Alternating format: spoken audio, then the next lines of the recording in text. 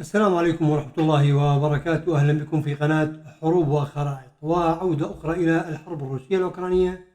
واليوم نتكلم عن جبهة سلوفيانسك. وسلوفيانسك هي إحدى الجبهات في مقاطعة دونيتسك في إقليم الدونباس بشرق أوكرانيا. ما الذي جرى في هذه الجبهة؟ كل ذلك سنناقشه إن شاء الله خلال هذه الدقائق. أولا الخبر نأخذه عن موقع liveyomap.com يقول: في جبهة سلوفيانسك القوات الروسية قامت بقصف العديد من المناطق ومنها بوغورودجينا ودبريفنا ومازانيفكا وكراسنوخيفكا وتشيبل وغوساريفكا.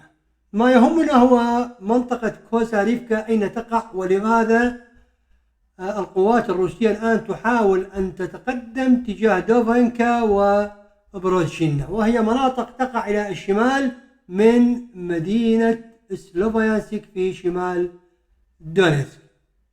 هذه هي جبهة سلوفيانسك، والتي تقع في الأطراف الشمالية من مقاطعة دونيتسك وعلى مقربة من مقاطعة خاركيف.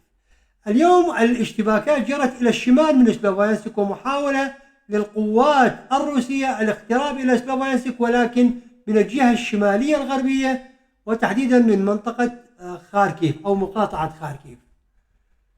هذه هي المنطقة التي حدثت فيها الاشتباكات في الساعات الماضية بعد قصف عنيف لمناطق سلوفيانسك بشكل عام. ما هي غاية القوات الروسية في فتح هذه الجبهة بعد أن عبرت نهر سيفرودونيتسك من أجل الاقتراب من سلوفيانسك ولكن من الجهة الغربية؟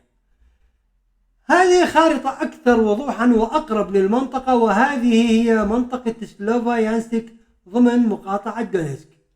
الآن القوات الروسية تحاول أن تقترب من سلوفيانسك من الجهة الشمالية بعد أن حاولت عدة مرات خلال الأسبوعين الماضيين التقدم نحو سيفريكس ونحو سوليدار من أجل الوصول إلى باخموت، وأيضا إلى ما بعد سيفريكس من أجل الوصول إلى مدينة كروماتورسك وكذلك إلى منطقة سلوفيانسك.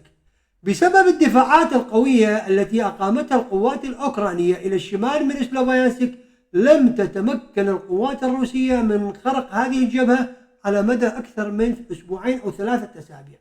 لذلك نلاحظ أن القوات الروسية الآن تحاول أن تقترب من سلوفيانسك ولكن من اتجاه آخر، واليوم من مدينة أو قرية بالاكيا نحو مدينة غوزاريفكا أو كوساريفكا.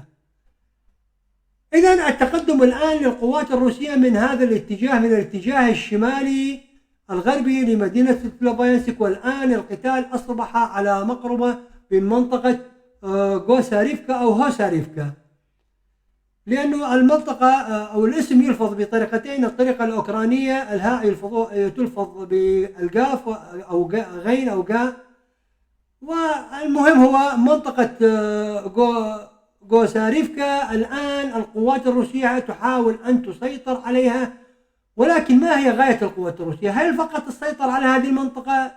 أنا أتوقع أن يكون هو أن تتقدم جنوبا من أجل الوصول إلى بارفينكوفا، ولكن من الجهة الشمالية الغربية من أجل إحاطة سلوفيانسك من الجهة الغربية، بعد أن حاولت عدة هجمات في الأسابيع الماضية من أجل الوصول إلى سلوفيانسك من الشمال.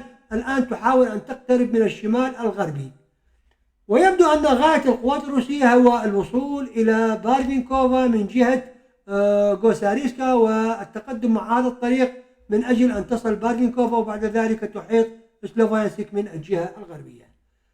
هل ستتمكن القوات الروسية من عملية الإحاطة هذه، أم سيكون هناك مقاومة شديدة للقوات الأوكرانية كما حدث في جبهات شمال سلوفيانسك؟ ولكن أنا أتوقع، لأنه لا توجد هنا في هذه المنطقة دفاعات قوية مثل دفاعات شمال سلوفيانسك، من الممكن أن تتقدم القوات الروسية نحو بارفينكوفا خلال الأيام المقبلة، وبذلك تقترب من المناطق الغربية من سلوفيانسك. إذن هذا الذي حصل في الساعات الماضية في جبهة شمال سلوفيانسك، ومحاولات القوات الروسية لإحاطة هذه الجبهة من الجهة الشمالية الغربية، وهي أيضا جزء من الخطة الكبرى للقوات الروسية من أجل السيطرة على شمال دونيتسك، ولكن هذه المرة التقدم إلى الجنوب من منطقة خاركيف والوصول إلى الأطراف الشمالية الغربية لدونسك. وقد يكون خطة القوات الروسية هي السيطرة على كامل دونيتسك، وأيضا إضافة إلى ممكن أن تضيف لها المناطق الجنوبية من منطقة خاركيف وتحديدا جنوب مدينة إزيوم. هذا الذي حصل خلال الساعات الماضية في جبهة سلوفيانسك في شمال دونيتسك وأيضا في جنوب مقاطعة خاركيف. في الختام لا تنسوا دعمكم للقناة من أجل أن يصلكم كل ما هو جديد في الحرب الروسية الأوكرانية من خلال قناة حروب وخرائط. شكرا لكم والسلام عليكم ورحمة الله وبركاته.